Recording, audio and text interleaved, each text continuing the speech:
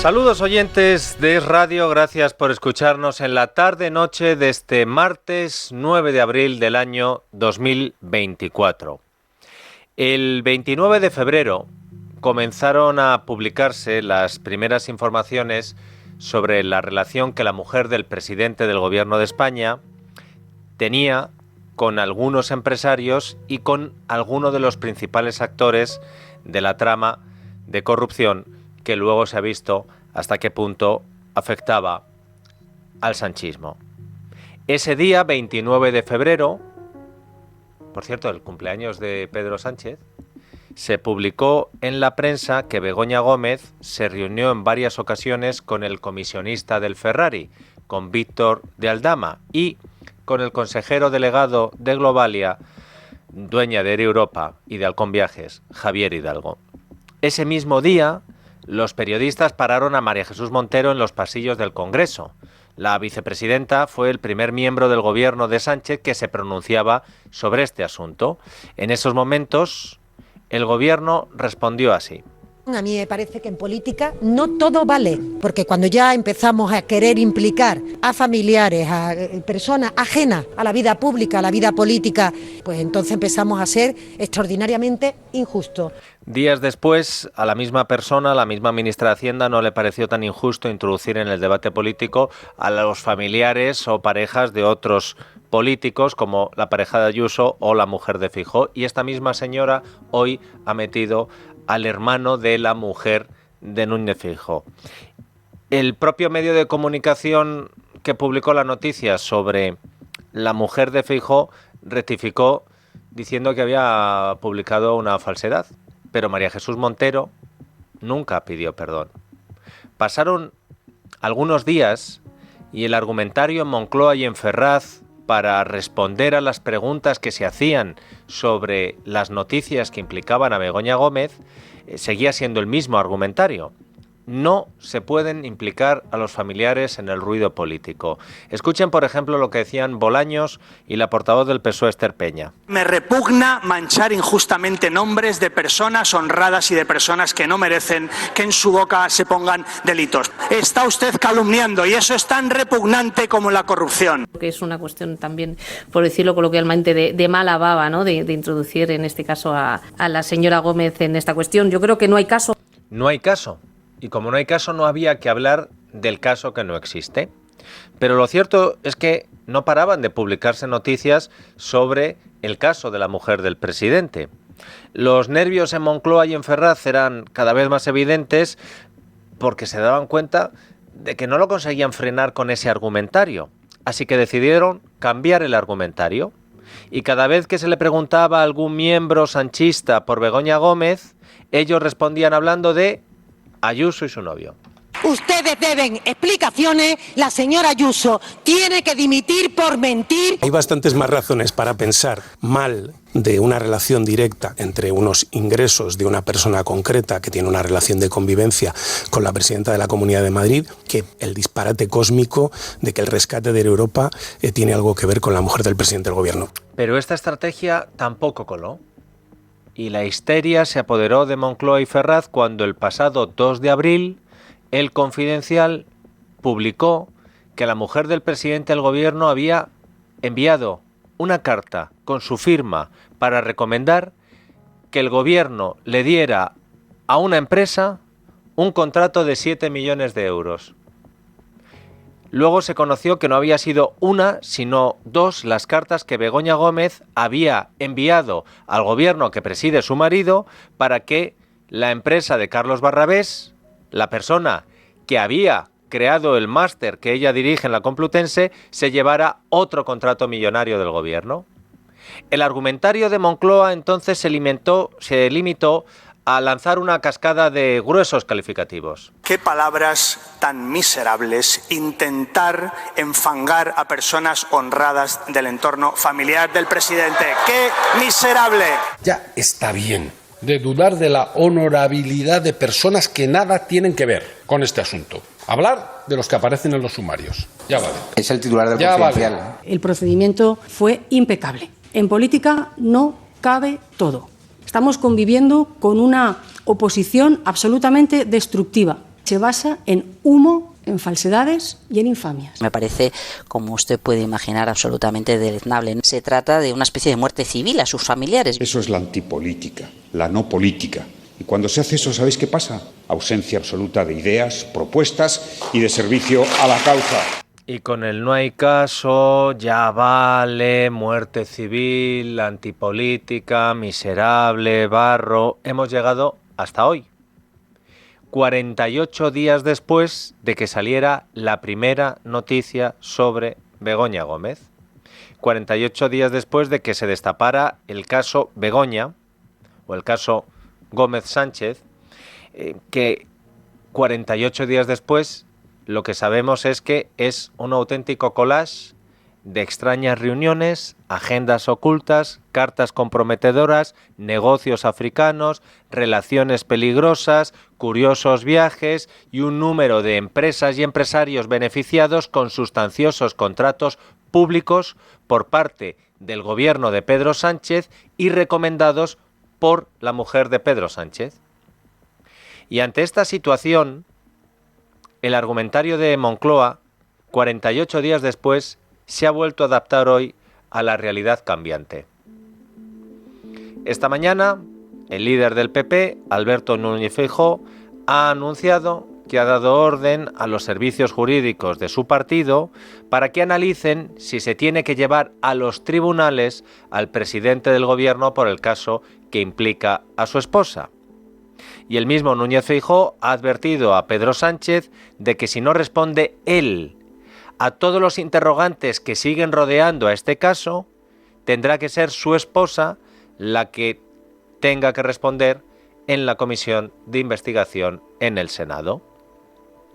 Y ante este nuevo doble escenario, nuevo argumentario, escuchen bien porque son el director del gabinete de Pedro Sánchez, Óscar López, y la portavoz del gobierno de Pedro Sánchez, Pilar Alegría, calcando las respuestas. Y no es casualidad.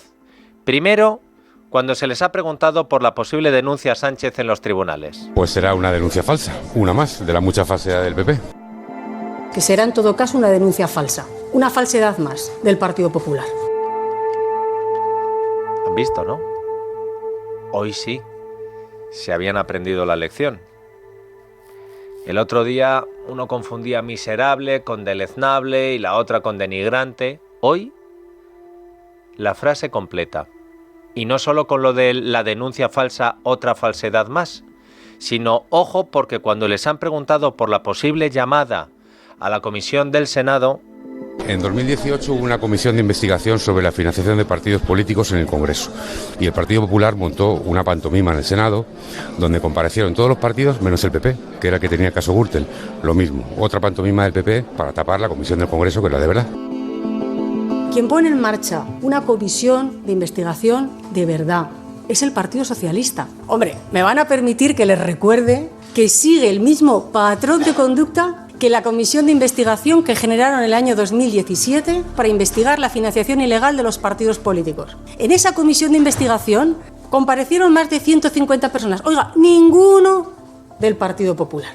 Aquí les ha bailado un poco la fecha. Óscar López decía 2018, Pilar Alegría 2017, pero en el fondo espontáneo no era.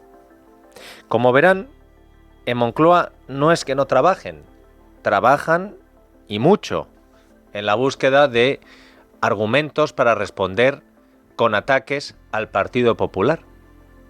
Pero lo que tienen que responder son las preguntas sobre las actividades de la mujer del presidente del gobierno, si no es tan complicado, y tampoco creo que sea tan escandaloso el hacer esas preguntas. Pero 48 días después, no hemos obtenido hasta ahora ni una sola respuesta.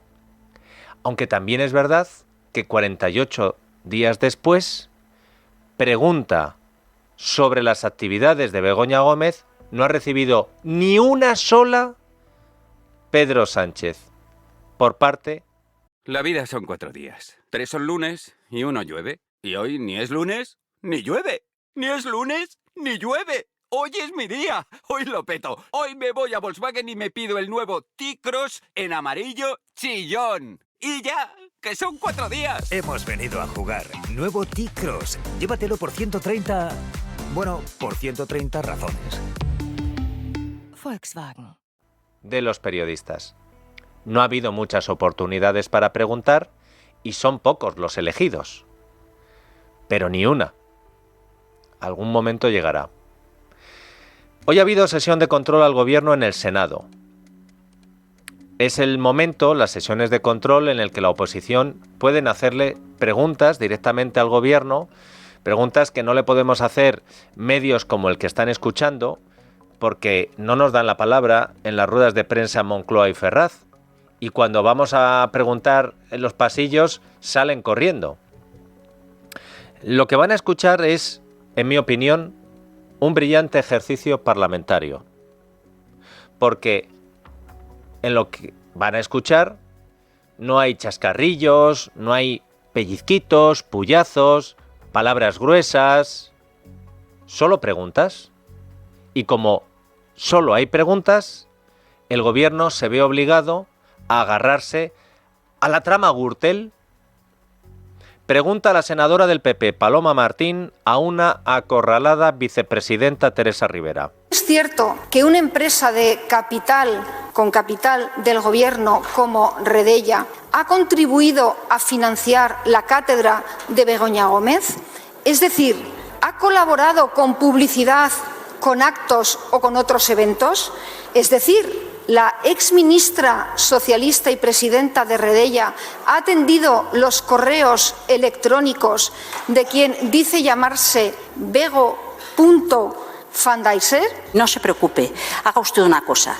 Disfrute o contribuya a que su partido se le olviden esas costumbres tan arraigadas como son aquello de los sobres, como es aquello de los correas, como es aquello de los dineros olvidados en los altillos de casas de los suegros, los jaguars en los porches o las amistades peligrosas de su presidenta. Pero no creo que eso tenga absolutamente nada que ver con lo que se corresponde con la gestión de este gobierno. Muchas gracias. Viendo lo nerviosa que se ha puesto Teresa Rivera, espero que el PP tome nota y siga haciendo las mismas preguntas sobre la cátedra de Begoña Gómez y su relación con empresas públicas y con empresas privadas.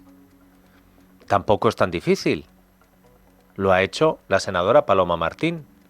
Oiga, ¿nos pueden confirmar si una empresa pública llamada Redella, cuya presidenta es una exministra socialista, respondió con dinero cuando la mujer del presidente y líder del PSOE, Pedro Sánchez, le dijo pon pasta en mi máster?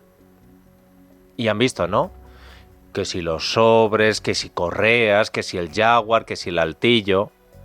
No se pierdan este otro momento en la sesión de control al gobierno en el Senado.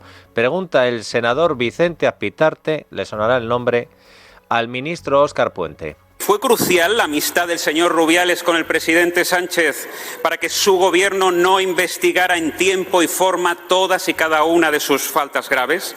Pero también toca hablar de los amigos de Begoña Gómez.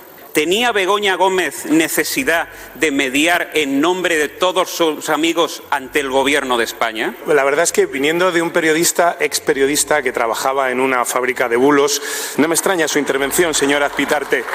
Creo que Periodista Digital se llamaba el programa, se llamaba el medio, o se llama. En él tenía también una sección dedicada al baloncesto que se titulaba Tirando a fallar. Bueno, haciendo honor a ese título, no ha dado usted ni una conmigo. Señor ministro, no ha respondido absolutamente nada de lo que le he dicho y quiero que quede constancia de ello. Por lo tanto, sigamos hablando del caso Sánchez y, si no le importa, de la trama sanchista, porque como en toda buena trama, todos estaban conectados. Miren, Ábalos actuó como jefe de Koldo. Koldo llamaba a Armengol y a Torres. De Aldama era el conseguidor y además persona de confianza de la conseguidora Begoña Gómez, que a su vez ayudó a Globalia mientras estos patrocinaban a Begoña y se enriquecían con los presuntos sobrecostes que les pagaba Rubiales, que ayudaba a Koldo y devolvía favores a De Aldama, como por ejemplo el siguiente. Señor Puente, el Grupo Parlamentario Popular, ya que soy periodista, pone a disposición de los medios de comunicación pero se la muestro a usted en primicia, esta carta del señor Rubiales devolviéndole favores a Víctor de Aldama, escribiendo esta carta a la casa de su majestad el rey,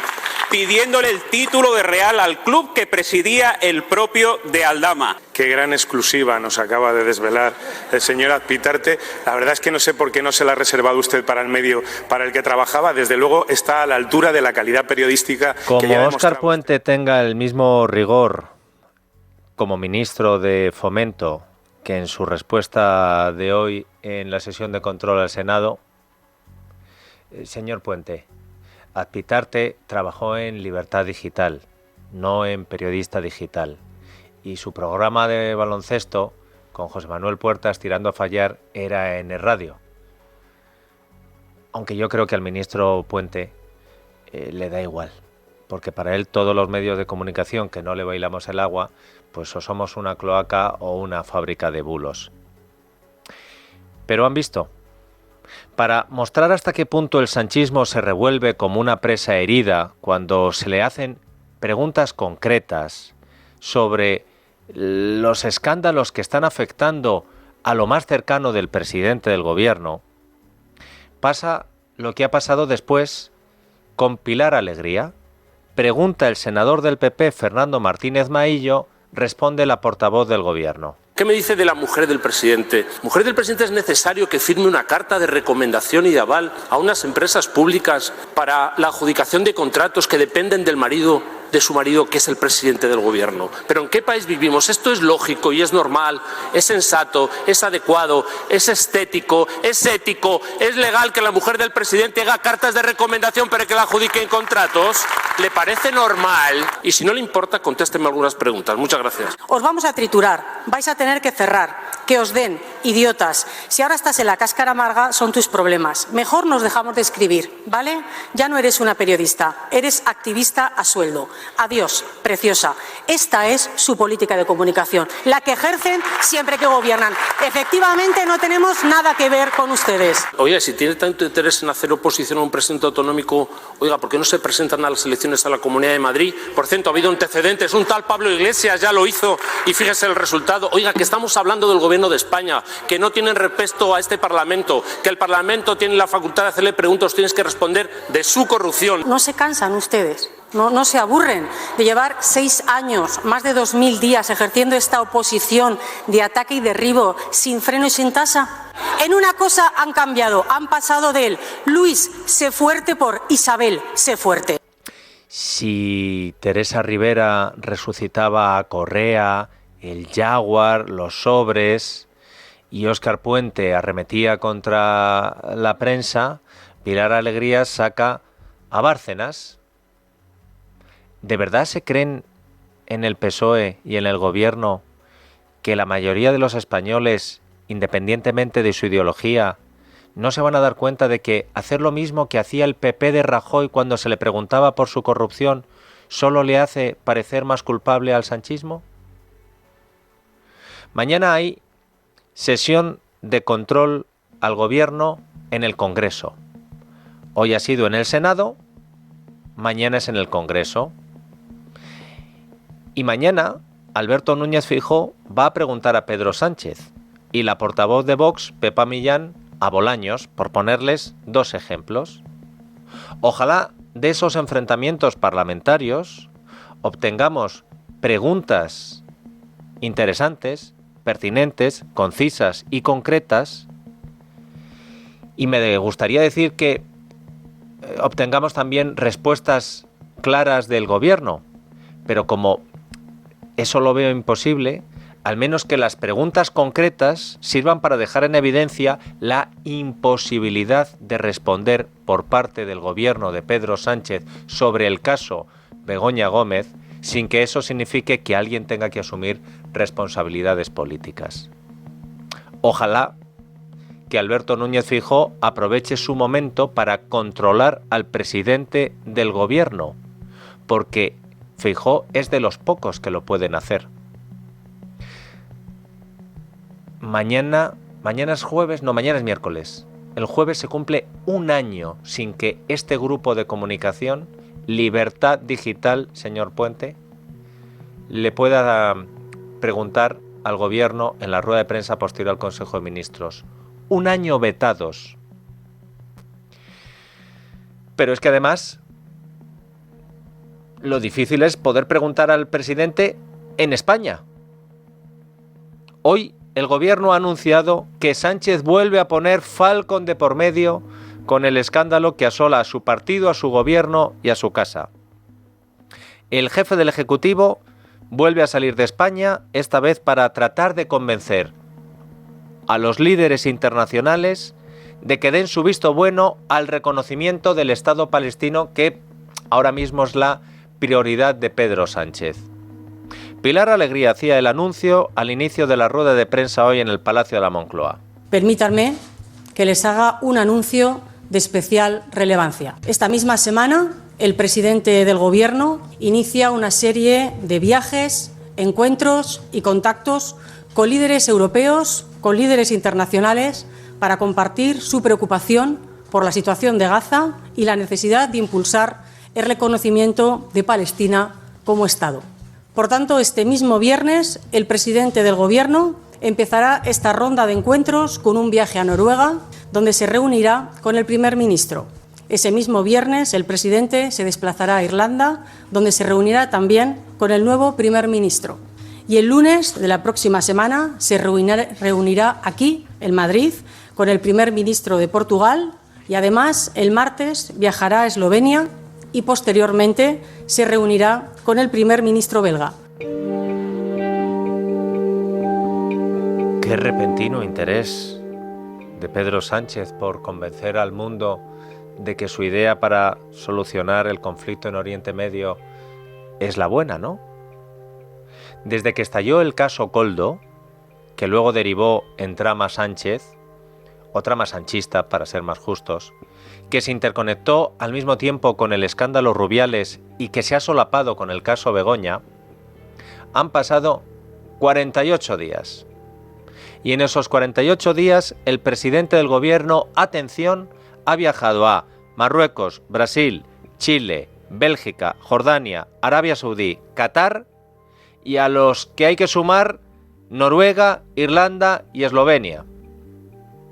El mismo día que estalló la trama, 21 de febrero, Sánchez se fue a Marruecos en un viaje sorpresa y completamente improvisado que no había anunciado ni comunicado a nadie. El 5, 6, 7 y 8 de marzo, Sánchez volvió a coger el Falcon para irse a Brasil y Chile. ¿Qué estaba publicando la prensa esos días? Las reuniones de Begoña Gómez con el comisionista del Ferrari, con Javier Hidalgo, en la sede de Guacalúa, la filial que montó la aerolínea Air Europa con una sola trabajadora para patrocinar los actos de la asociación que dirigía la mujer del presidente del Gobierno. El 21-22 de marzo, Sánchez volvió a salir de España en Falcon, esta vez obligado para acudir al Consejo Europeo de Bruselas. Esos días no todo pasaba por Bruselas, sino por República Dominicana, porque el día anterior la UCO fue a detener a Rubiales y resulta que no estaba en su casa, sino en República Dominicana, que aparece también en varios de los episodios más curiosos de la trama sanchista. La última vez que había cogido el Falcon nuestro presidente para emprender una gira internacional fue el 1, 2 y 3 de abril, cuando Sánchez viajó a Jordania, Arabia Saudí y Qatar. ¿Y recuerdan lo que se destapó esos días? Las 2 cartas que Begoña Gómez firmó en el año 2020 para que 2 empresas se llevaran varios contratos millonarios por parte del gobierno de Pedro Sánchez, y uno de los empresarios afortunados, también circunstancial, solo es el que montó el máster que Begoña Gómez dirige en la Complutense. El 12 se va a Noruega, el 15 se va a Irlanda y el 16 se marcha a Eslovenia. Quizá Pedro Sánchez, de alguna manera, sabe ya lo que se va a publicar de Begoña Gómez esos días. Recuérdame, Isaac, que estemos pendientes de si coincide también, como coincidió en los anteriores viajes, que cuando no salen las reuniones de Begoña Gómez en la sede de Guacalúa, aparecen las cartas de Begoña Gómez para la empresa del que montó el máster. Pero eso no lo sabremos hasta el día 12, Isaac. ¿Sabes lo que sabemos ya hoy? que nadie sabía nada de esta nueva gira del presidente del gobierno, que el gobierno tampoco había informado al líder de la oposición. Y escuchen a la prensa y ojo a las preguntas de los periodistas que no salían de su asombro. Si dentro de esas gestiones del presidente del gobierno entrará también buscar un acuerdo o informar al líder de la oposición por tratarse de una política de Estado. Basta con mirar y escuchar las posiciones del Partido Popular. Es verdad que en su programa electoral reconocían también la necesidad de que fuera reconocido el Estado de Palestina, pero lo que estamos viendo y escuchando y leyendo durante estos días, que han cambiado rotundamente de posición. Hablaba hace unos instantes de que sería bueno que el Partido Popular planteara un acuerdo para el tema del reconocimiento del Estado palestino. La pregunta es si no prevé planteárselo el presidente del Gobierno al líder de la oposición y si buscará algún consenso antes de que España dé ese paso. La cuestión es que en estos momentos no sabemos qué piensa el Partido Popular sobre el reconocimiento de Palestina como Estado. La posición del Gobierno de España es clara. Sobre esto último, aunque no sepan la postura del PP, quería insistirles si el Gobierno tiene pensado informar de alguna manera a la oposición y al resto de partidos sobre la gira del presidente y sobre la voluntad de reconocer el Estado palestino. La posición y el planteamiento que el presidente del Gobierno ha trasladado sobre este tema es clara, pública y conocida. Clara, pública y conocida por todos los ciudadanos y, por supuesto, también por los distintos partidos políticos. Lo que nos encontramos por parte del principal partido de la oposición, como les digo, es el silencio más absoluto por parte del señor Feijóo. Estaría bien que esto de repreguntar al gobierno cuando no ha respondido al anterior se trasladara también a las sesiones de control en el Parlamento. Porque cuando plantea una pregunta un periodista, si la pregunta no es respondida, el siguiente periodista lo que debe hacer es decir, perdone, Gobierno de España, que usted no ha respondido, y volver a formular la pregunta, como ha ocurrido aquí en 3 ocasiones, para demostrarse que el Gobierno está haciendo con la agenda internacional lo mismo que hace con las empresas públicas, y pretende hacer con alguna privada. Así que Marruecos, Brasil, Chile, Bélgica, Jordania, Arabia Saudí, Qatar, Noruega, Irlanda, Eslovenia, Correa, Gürtel, el novio de Ayuso, los sobres, la mujer de Feijóo, los altillos, el hermano de Feijóo, el Jaguar. Al sanchismo se le están acabando los países, los argumentarios, los insultos, las amenazas y sobre todo los y tú más al PP. Y sin embargo, todas las preguntas sobre el caso Begoña permanecen inmaculadas. En 48 días el Gobierno no ha dado una sola explicación sobre las decenas y decenas de noticias publicadas sobre las relaciones empresariales y los negocios de Begoña Gómez, la mujer del presidente del Gobierno de España. Yo supongo que en la Moncloa esperan que en algún momento la oposición y la prensa se canse de ese tema y pasemos a otra cosa. Pues yo no puedo hablar por los demás, pero ya les avisamos de que al menos el grupo Libertad Digital, señor Puente, ni se va a cansar ni se va a asustar.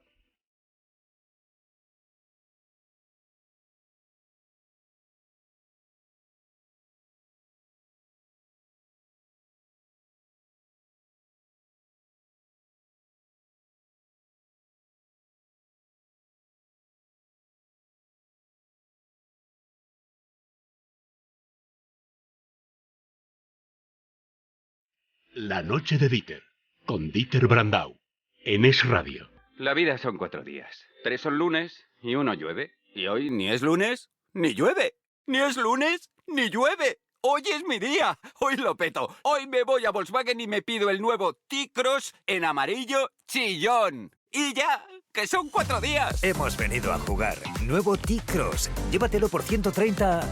Bueno, por 130 razones. Volkswagen.